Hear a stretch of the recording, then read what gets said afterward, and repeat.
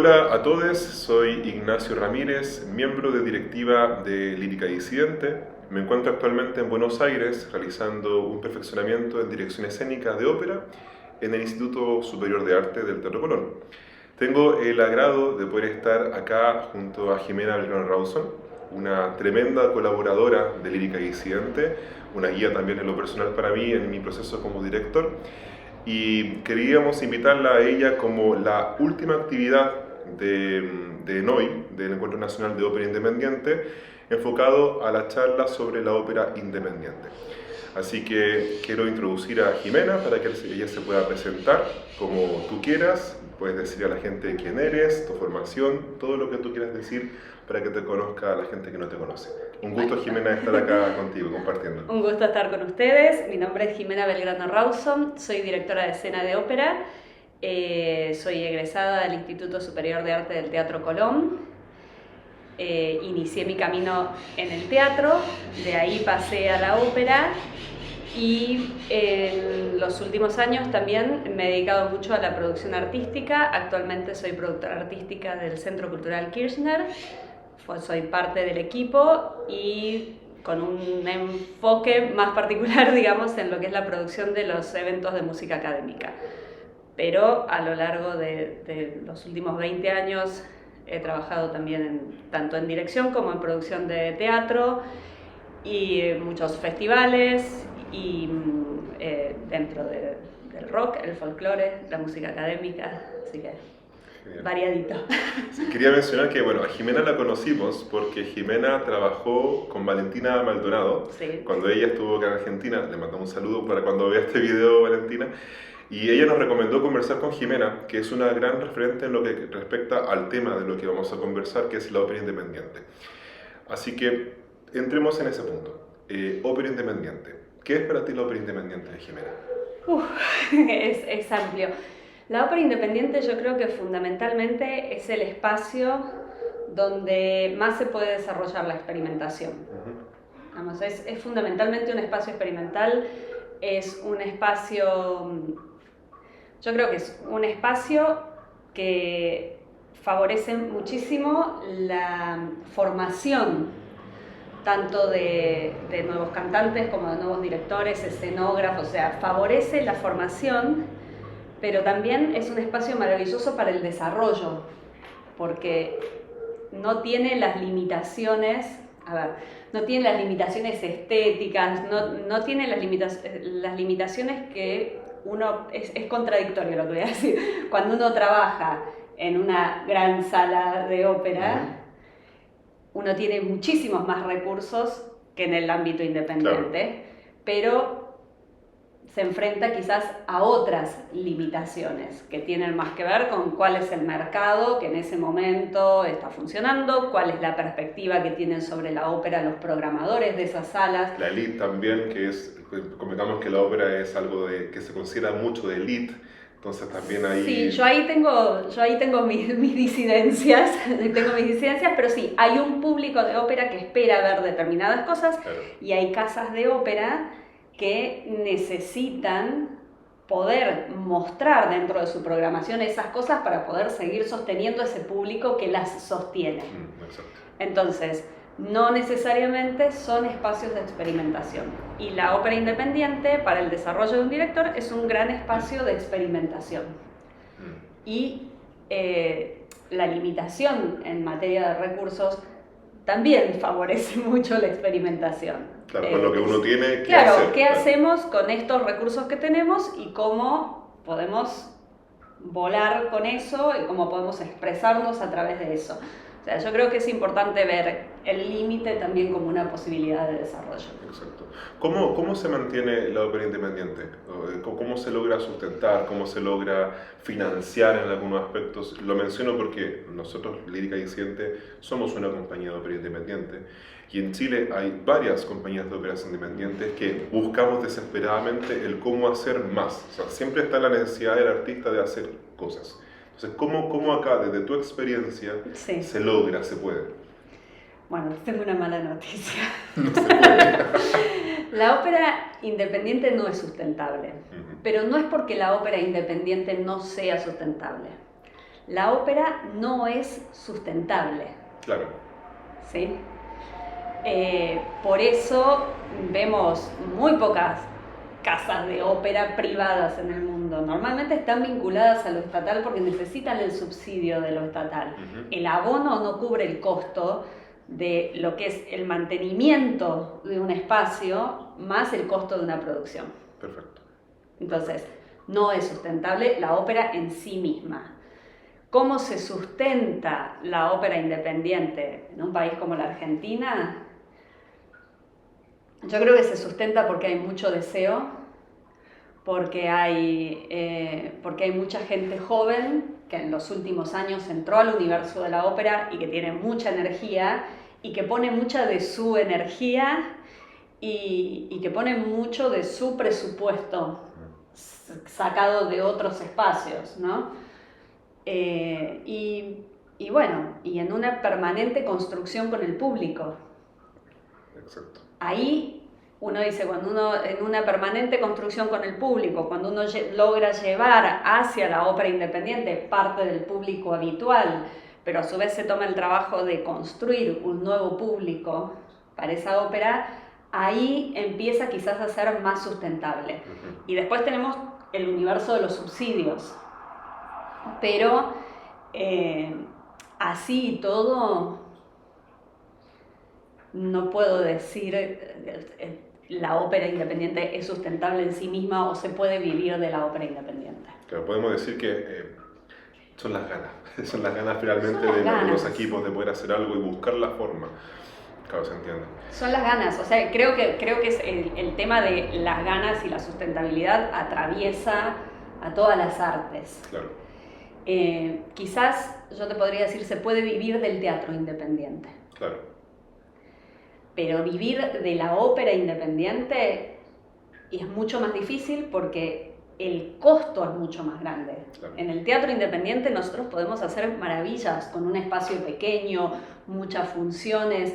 La ópera tiene en sí misma algo que es como efímero, es muy efímero, porque es muy difícil tener el capital para concentrar la cantidad de gente que necesita una ópera y poder repetirla y sostenerla en una temporada. O sea, ¿quién sostiene una temporada de decir todos los viernes hacemos la función de esta ópera? Claro. Es insostenible, es demasiada gente, es un presupuesto alto.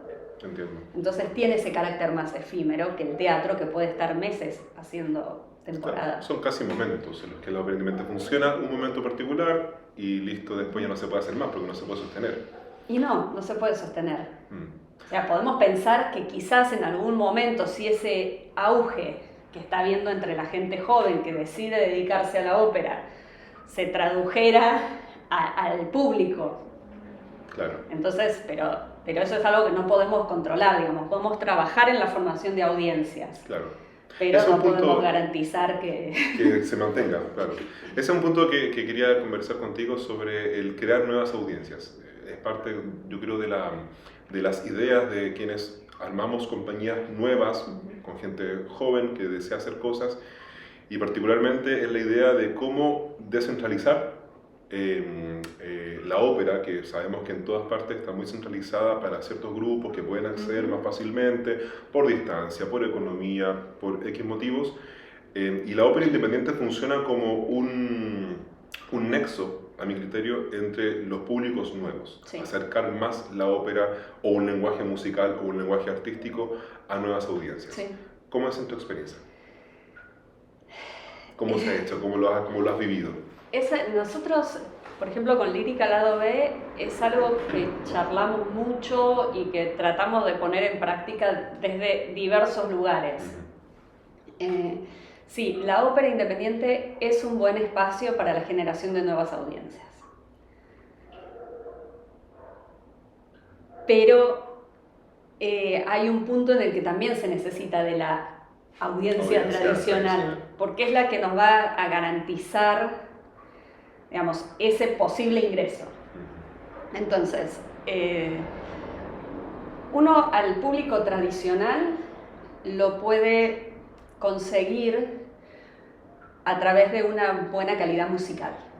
Ese es un buen punto para tratar de sostener al público tradicional, que le escapa a los espacios alternativos, que le escapa a las puestas raras, pero una buena calidad musical puede ser una oportunidad de traer ese público.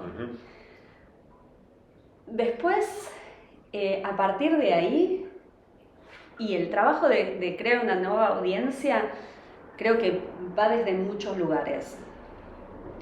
Primero, es que para captar un nuevo público, uno tiene que contarle a ese público una historia que a ese público le interese. Y ahí es a donde a veces se hace difícil. Yo creo que la generación de nuevas audiencias de ópera está muy ligada a la composición de nuevas óperas que toquen temáticas que atañen a estas generaciones. Claro. Porque la ópera, bueno, tiene temáticas muy universales. Nosotros podemos también repensar esos contenidos para que sean de interés de las nuevas generaciones. O sea, repensarlos desde este momento histórico, repensarlos desde nuestras situaciones, tratar de traer esas historias a espacios en común con la audiencia a la que queremos captar. Claro. Pero no siempre es posible. Digamos, no todos los contenidos pueden ser revisitados drásticamente. No, claro. Hay contenidos que pueden revisitarse y hay contenidos que hay que mantenerlos como están y no se pueden mover mucho. Claro, hay contenidos que están muy atados a sus raíces históricas, a sus temáticas, y que no se puede, o sea, porque, digo, si uno va a reversionar una ópera al punto de cambiarla totalmente, y más vale escribir una nueva. O sea, la ópera no puede ser una herramienta para un capricho de lo que uno quiere contar. Uno toma la ópera y cuenta la historia que está en esa ópera. Si esa historia no nos sirve, si esa historia no nos interesa, bueno, agarremos otra. Agarremos otra. Lo que pasa es que también cuando uno toma óperas tradicionales, hay algo también en ese público que dice, ay, eso es ópera, no me va a gustar. Vamos, ahí hay que hacer un trabajo. Hay que hacer un trabajo también de desarmar este concepto de que la ópera es elitista. Justamente hace un par de días tuve un encuentro en el trabajo donde decían, bueno, pero la música académica es elitista. Digo, no, la música académica no es elitista, la música no es elitista. En todo caso, el consumo es elitista. Pero la música en sí, el arte en sí, no es elitista. Hay un tema con el consumo. Entonces, hay un punto en el que ese concepto está en el consumidor, claro, y no necesariamente en el hecho operístico en sí. Entonces creo que lo más difícil es apuntar a ese preconcepto del consumidor. Claro. No al arte en sí, sino al consumidor. Por supuesto que socialmente hay cosas que están construidas, como ir al Teatro Colón, hay que ir bien vestido, hay que ir... Yo he trabajado mucho en eso, de decir, no, mira, al Teatro Colón podés ir en zapatillas, podés ir por entradas que no son más caras que las entradas de una obra de teatro de calle Corrientes. Claro. Pero está esa cosa, está la cosa del edificio, tal, pero... digamos, ni el Teatro Colón se ocupa de construir ese concepto, pero también es un preconcepto que está preconcebido, está en el consumidor. Entonces ahí es a donde hay que atacar. Por eso creo que de las grandes herramientas que tiene la ópera independiente es el no poder acceder a esos espacios. Son imposibles. Claro, y ahí el límite empieza a estar a favor. Porque entonces, ¿qué tenés? El espacio alternativo. Y el espacio alternativo es más accesible. Porque no van pensando, ahí tengo que ir bien vestido, o tengo que ir así, o tengo que ir así. Claro. Entonces, el espacio alternativo es una gran opción siempre. El espacio público también es una opción de la ópera independiente. El sorprender al espectador. La erupción de la cotidianidad. Claro. Entonces ahí también esas son grandes herramientas, porque hay una realidad que es que el público que no es de ópera, cuando se encuentra con la ópera se impresiona mucho, entonces ahí es donde está. Y también hay que romper un poco el concepto de que hay que entender. Claro. No hay que entender nada. Hay que disfrutar. Hay que disfrutar. No hay que entender y... Bueno, Borges decía que si a uno no le gusta un libro, por más que sea una obra maestra, si no te gusta, no hay que leerlo porque la lectura tiene que ser un disfrute. Entonces, es básicamente eso. Y si lo decía Borges... hay que hacerle caso. Si lo decía Borges, hay que hacerle caso. Entonces, el tema es que si vas, no tenés que entender nada. O te gusta o no te gusta. Hay un concepto que yo ocupo mucho, que me parece que lo aprendí contigo. Bueno, pero es que Jimena también estuvo conmigo. Cuando yo postulé a Lisa, también Jimena me apoyó mucho en mi respuesta. Yo siempre hablaba con ella sobre qué opinaba y había un intercambio muy lindo de conocimiento. Y quiero que hablando contigo yo hablaba del concepto de la experiencia, que el arte en sí, la ópera y cualquier tipo de manifestación artística es una experiencia. Sí. Independiente de lo intelectual, independiente de lo académico, del conocimiento que tengas sobre la obra, la idea que uno como director o como artista es generar una experiencia que la gente se lleve eso, sí. Y lo va a replantear y lo va a repensar. Y yo creo que la ópera independiente genera eso. Por más que quizás se cante en otro idioma o no se entienda el concepto o no se entienda el contexto de la ópera, la emoción que genera es ya una experiencia vívida, sí. Y la gente se lleva a eso. Ahora, si lo puede entender y comprender es mucho mejor, pero en sí la experiencia es algo que queda siempre.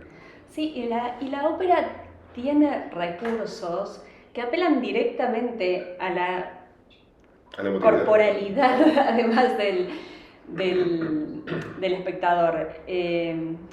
Yo había perdido por ahí la noción de lo que es escuchar a un cantante. Después de muchos años de trabajar, era algo habitual. Entonces uno escucha, uno se acostumbra, uno escucha a cantar, y dice, qué linda voz, esta me gusta más, esta me gusta menos, eso, pero hay algo que es muy habitual. Post pandemia, cuando volví a trabajar, uno de los primeros streamings que hicimos fue una especie de concierto lírico, de cantantes y pianos. Y cuando me senté en la platea, cuando ya estuvieron todos los cantantes en el escenario, me senté en la platea y volví a escuchar la voz en vivo. Eso fue una experiencia absolutamente emocionante. Sentir, esa voz que te pega, que apela a tu corporalidad, porque no hay nada en el medio. No hay un micrófono, no hay un parlante. Es una gran vocalidad que se te viene encima. Y entonces, después de un año yo estuve menos de un año sin escuchar, salí a trabajar ahí nomás, pero después de haber pasado un periodo de tiempo de no vivenciar el vivo, ¿no? Y volver a tenerlo ahí, y volver a sentir cómo esa voz conecta con el cuerpo de uno, digo, claro, esto es lo que siente el que no escuchó nunca ópera. Entonces, realmente es un arte que cuenta con recursos que apelan, que interpelan al espectador desde lugares que no tienen nada que ver con lo intelectual desde ya, y que van a cosas más básicas, que es como que el cuerpo del otro prácticamente te está tocando a través de su voz. Entonces, eso creo que genera experiencias muy impactantes. Yo cuando mi hija estaba en la escuela tenía armado un PowerPoint de cositas básicas de ópera y invitaba a algunos cantantes y íbamos a la escuela y a charlar con los chicos en la clase de música. Y para esos niños era muy impresionante escuchar ahí de cerquita esa voz. Entonces, creo que hay mucho que va más allá de entender o de no entender. Y también tener claro que hoy hay posibilidades de accesibilidad, como el sobretitulado, que ya no es que necesitas saber el idioma. No, claro, hay muchas formas de sostener eso. Y la ópera se ha disfrutado durante siglos sin saber el idioma. sin saber el idioma. E incluso cuando se sabía el idioma y la ópera era popular, no podemos garantizar que todo lo que dijeran los cantantes se entendiera. No, claro. Y la gente iba igual. Era porque buscaban la experiencia. Porque buscaban esa experiencia, porque esa era la experiencia, ese era el entretenimiento. Hoy es muy difícil, vamos, yo creo que hoy es difícil no solamente producir ópera independiente, hoy es difícil producir cualquier cosa desde lo independiente, porque además de toda la digitalización que ya existía pre-pandemia, ahora todavía es más difícil hacer que la gente salga, y la gente sale y hay mucho consumo. Hay mucho consumo porque la gente está desesperada por salir. Pero también hay como mucho desarrollo del espacio íntimo y entonces hay que salir además a pelear con eso en materia de costos. Claro. Entonces, bueno, no es fácil. No, es difícil. En Argentina siempre el movimiento del ópera independiente está ya hace algunos años andando. Nosotros que venimos del país vecino lo vemos siempre, vemos siempre cómo se mueve esto.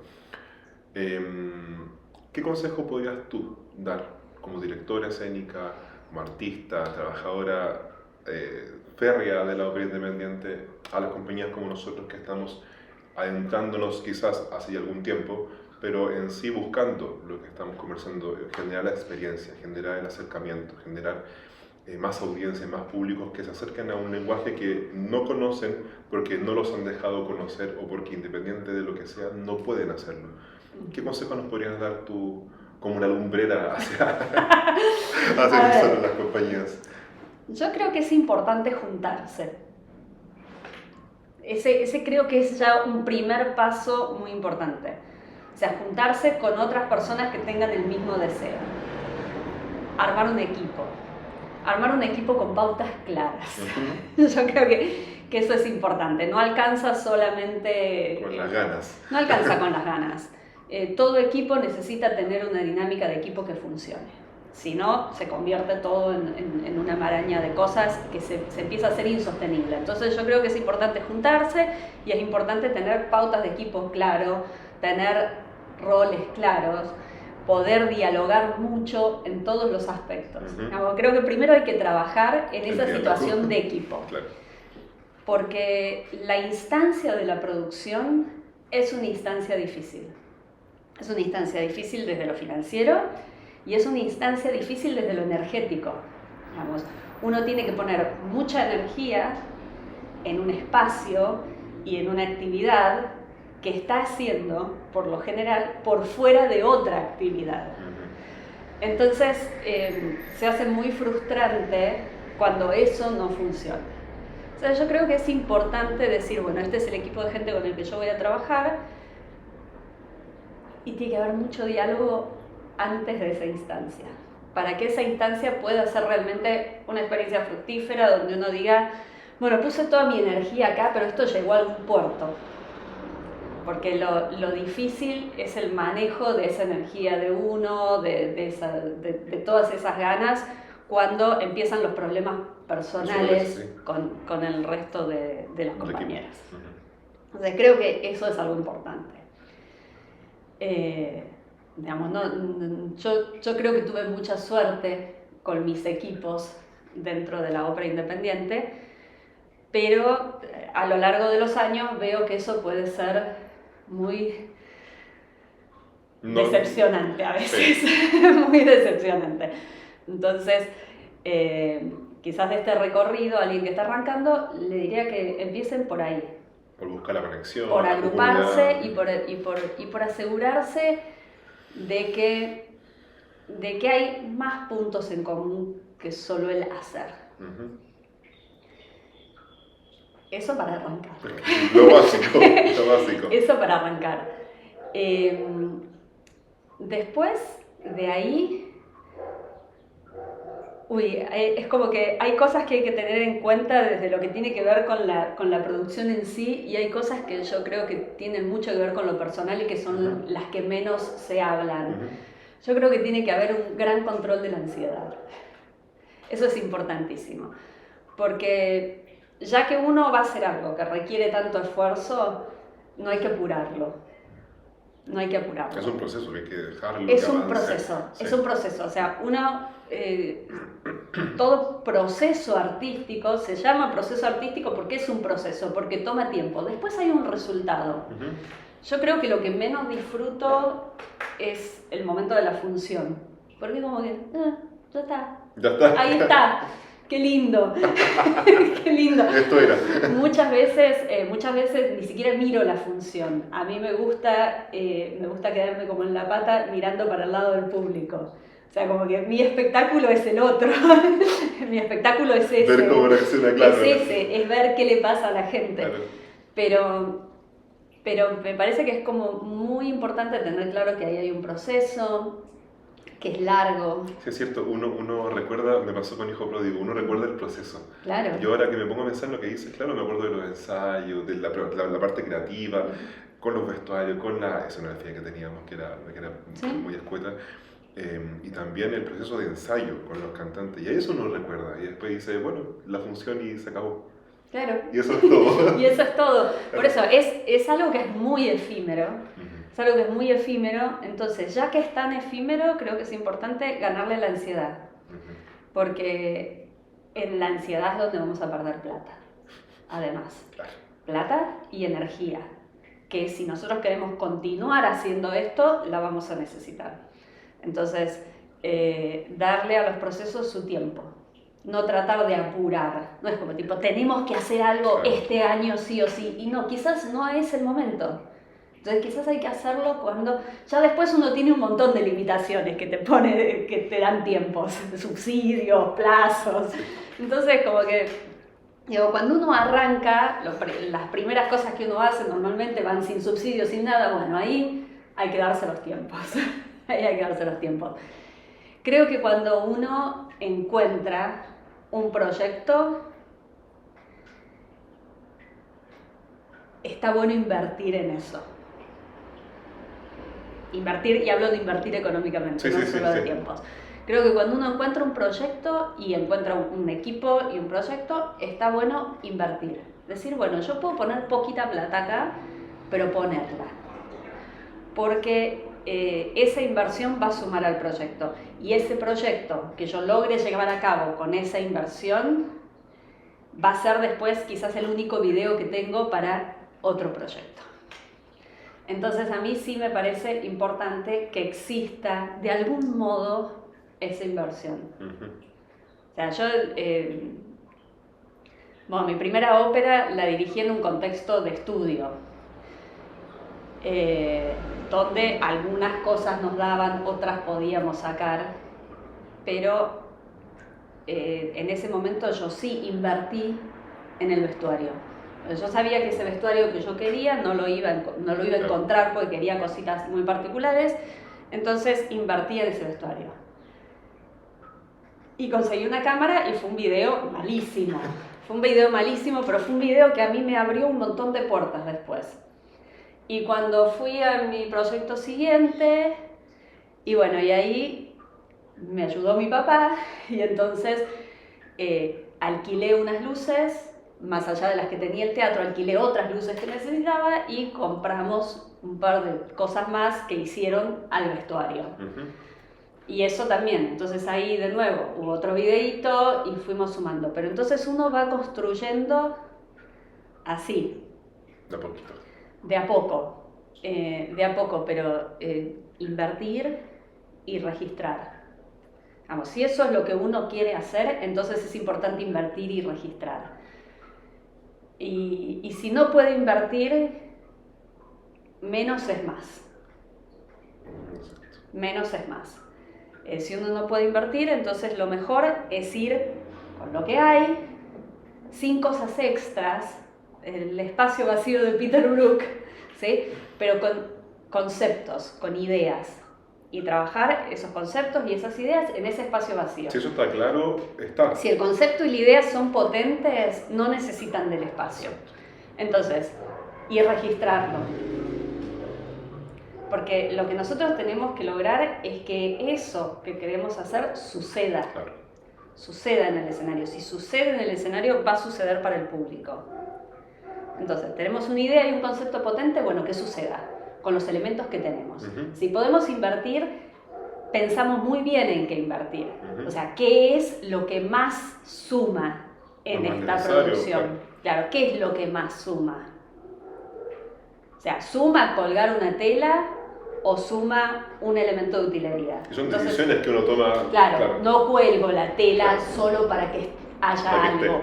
Claro, solo para que invierto en ese elemento de utilería. Entonces, creo que ahí hay un trabajo muy fino de desarrollar un concepto y de decidir qué es dentro de lo que tengo lo que va a sumar. Porque si no, yo lo que veo mucho en la ópera independiente es como una desesperación por hacer algo por hacer algo un poco más grande que se vea como ópera. Entonces pido un vestuario prestado acá, pido otro allá, pido esta otra cosa, y me dieron unas telas, y entonces acá cuelgo unas telas, allá pongo un vestuario, y me encuentro con que este vestuario no tiene que ver con aquel, que esa tela ahí... Pasa que se empieza a diluir el concepto. Es una tela, claro, y se diluye en un cocoliche, Claro. Se diluye en un cocoliche de cosas que se juntaron arriba de un escenario para que eso pareciera una producción de ópera. Pasa mucho eso. Pasa mucho en lo independiente. Entonces, yo ahí digo, ¿por qué nuestro proyecto se tiene que parecer a eso que creemos que es una producción grandilocuente de ópera? Si no salimos de ese lugar, es imposible que el público salga de ese lugar.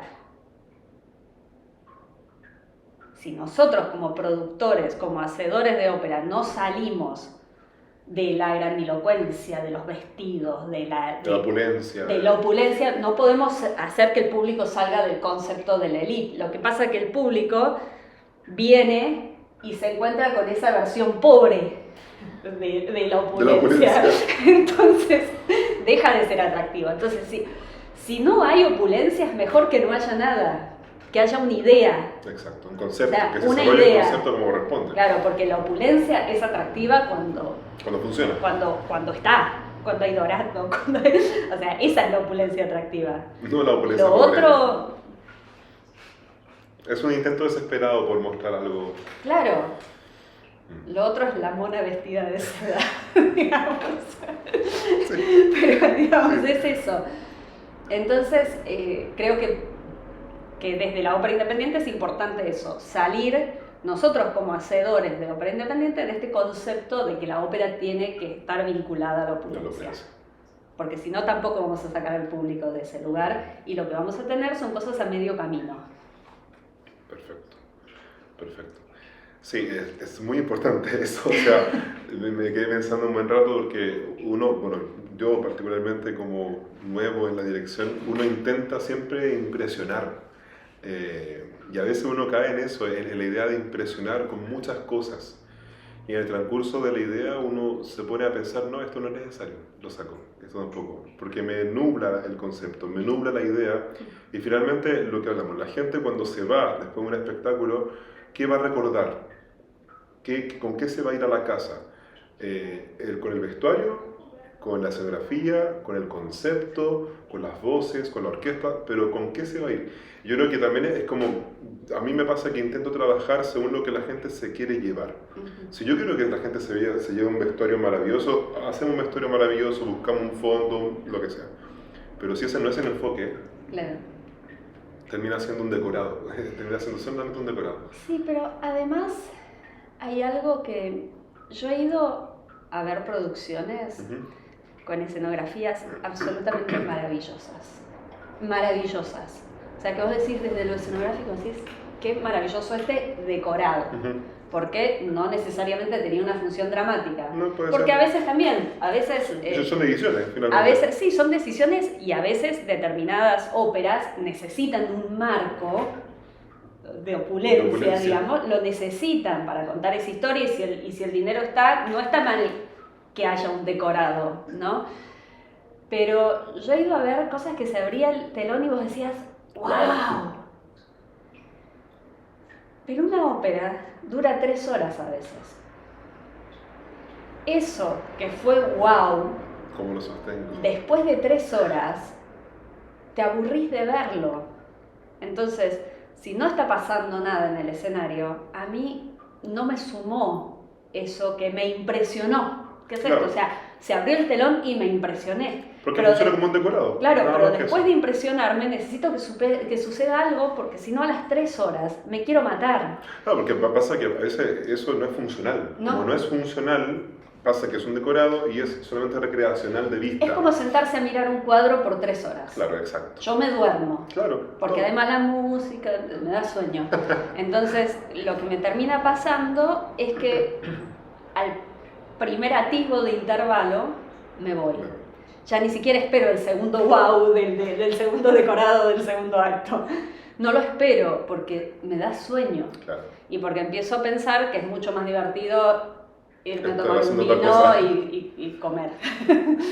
Entonces, y charlar de eso. Claro, reírnos del decorado. Y charlar de eso. Entonces, a mí hay algo que siempre me trae la ópera, a mí, que es el tema del límite. Para mí es súper interesante en la ópera el tema del límite.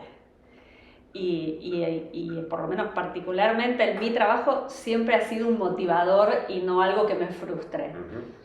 La ópera tiene límites en todo sentido. Límites de financiación, límites de espacio, límites vinculados a la cantidad de gente que tiene que venir para que yo junte la plata. O sea, está lleno de límites. Y después en el hecho en sí, sobre todo para el que viene del teatro, porque el que viene de la música no lo siente, pero para el que viene del teatro la ópera está llena de límites que tienen que ver con el tiempo. Claro. O sea, el tiempo en la ópera es un límite tremendo para quien viene del teatro, porque en el teatro vos aprendés que entonces vos tenés que mostrar todo el proceso de esa emoción en el escenario, y en la ópera no. Esa emoción transcurre en estos 2 compases donde la emoción se construye y explota. No hay tránsito, no hay tránsito. Entonces, y esa emoción explota en esta X cantidad de tiempo y se diluye en esta X cantidad de tiempo, y toda esta escena que en la vida real tomaría no sé cuánto tiempo, acá toma este tiempo y hay que lograr desarrollarla ahí.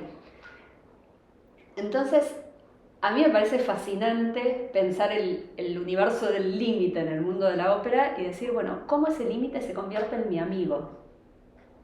Un aliado finalmente, no un enemigo. Claro, en un aliado, en algo que yo tengo este límite, entonces es muy del yoga esto. Esto es lo que tengo, esta es mi situación, este es mi presente, estas son mis herramientas. Puedo pelearme con ellas o puedo abrazarlas. Las abrazo, las acepto y trabajo con ellas. Entonces, creo que ese es un modo muy sano de encarar la ópera independiente. Porque es un universo lleno de límites.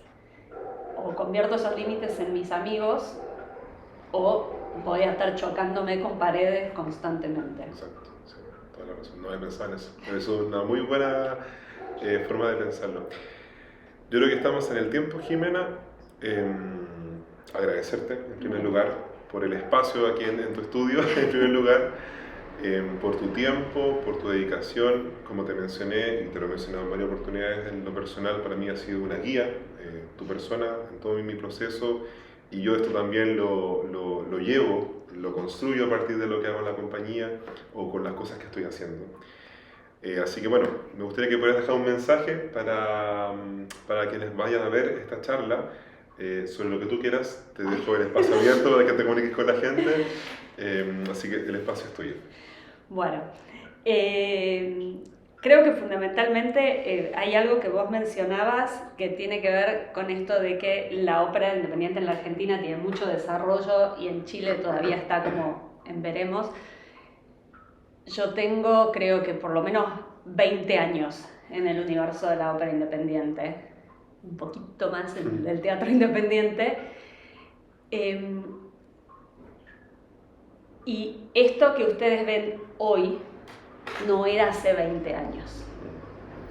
Hace 20 años, cuando yo arranqué, había un universo incipiente de una ópera independiente que llevaba adelante en ese momento Casulo, digamos, yo registro un espacio. Cuando yo entré en el universo de la ópera había un espacio en el que se hacía ópera. Han pasado 20 años y hoy hay más espacios y hay más propuestas. Pero bueno, eso fue un proceso. Claro. Eso fue un proceso. La ópera independiente no ha sido todo el tiempo en la Argentina lo que es hoy. Entonces creo que eso va hilado con esto que veníamos hablando. No se construye de un día para el otro. Porque no se construye un público de un día para el otro. Porque no se construye un cantante ni un director de un día para el otro. Entonces, eso ha sido un proceso. Y es un proceso que yo no sabría explicar cuáles son los motivos que desencadenaron que en los últimos años, justo previo a la pandemia, hubiera como un gran crecimiento de esa ópera independiente. Yo creo que tiene que ver con que entró gente joven. Ahora, ¿por qué entró esa gente joven al universo de la ópera independiente? No lo sé tampoco. Creo que tiene que ver un poco con esa construcción que se fue haciendo dentro de la ópera independiente a lo largo de tantos años, de esa búsqueda de generación de públicos. Porque el niño que ve una ópera tiene la posibilidad de pensar que esa es una opción para el futuro. O sea, no existe un trabajo, una posibilidad de una profesión si uno no lo vivenció en algún momento. Entonces, si no tenemos infancias que tengan acceso a los procesos artísticos, a las producciones artísticas, no tenemos infancias que puedan pensar que esa es una posibilidad a futuro. Entonces, bueno, quiero creer que se dieron ciertas circunstancias que hicieron que las infancias tuvieran acceso a estas producciones y que eso generó futuros hacedores, que son los que hoy están en el universo de la ópera independiente. Que tampoco, ojo, hay gente joven y hay gente que no es tan joven. Sí, claro. O sea, creo que la mayor parte de los que estamos en la ópera independiente tenemos 40 años y hemos decidido invertir en la ópera independiente porque sentimos que los ámbitos oficiales no hay un acceso. No hay un acceso porque, o sea, si bien ha habido muchos avances en muchos aspectos en otras áreas de las artes, la música académica sigue siendo un espacio de hombres también. Entonces se van a encontrar con que muchas de las compañías independientes que tiene la Argentina están lideradas por mujeres o están lideradas por equipos en los que hay mujeres. Porque sí, hay hombres, por supuesto, sí, trabajando, claro. Y hay hombres trabajando codo a codo con las mujeres, pero no las vemos a las mujeres en el ámbito oficial, las vemos en la ópera independiente. Entonces yo creo que ese también ha sido un puntapié para el desarrollo de la ópera independiente. La búsqueda de espacios que no existen en el universo oficial. Búsqueda de espacios para directoras de escena y directoras de orquesta, que recién en los 2 últimos años, te diría, han empezado a entrar en el ámbito oficial.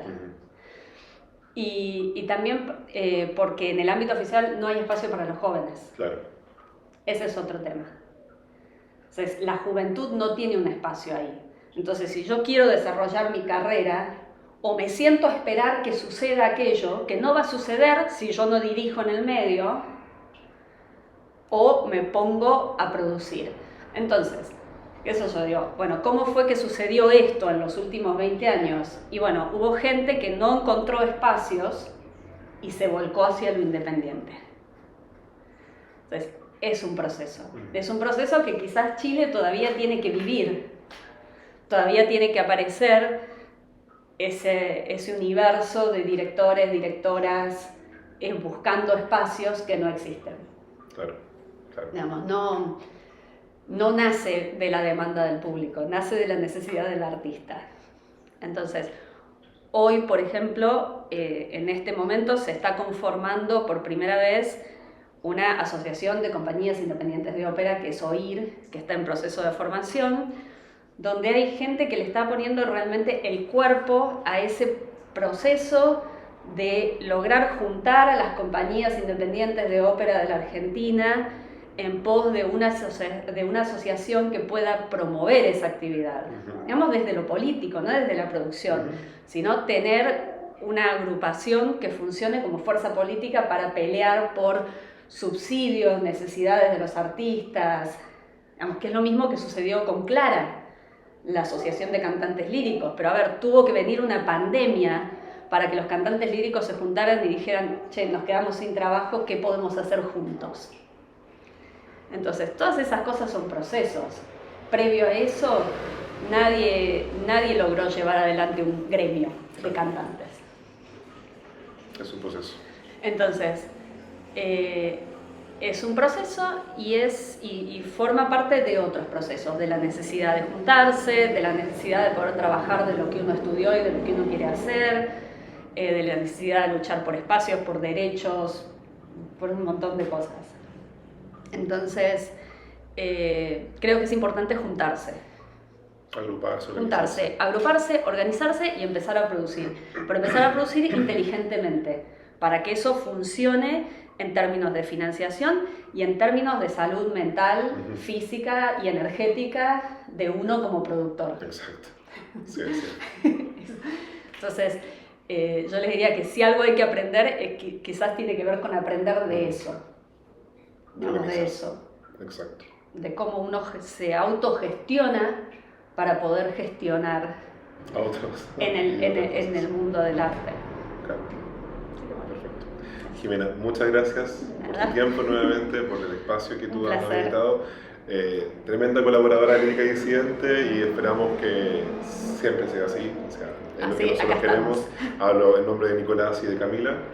Y bueno, se vienen cositas quizás más adelante, esperamos hacer algún tipo de alianzas o conversaciones, queremos traer, digo, posiblemente acá a Chile, a Argentina, perdón, así que hay hartas cosas que se pueden estar haciendo porque la idea también es generar esta alianza de compañerismo, de lograr hacer cosas, porque es una necesidad básica de hacer constantemente arte, sobre todo en lo que respecta a la ópera independiente tanto en Chile y en Argentina.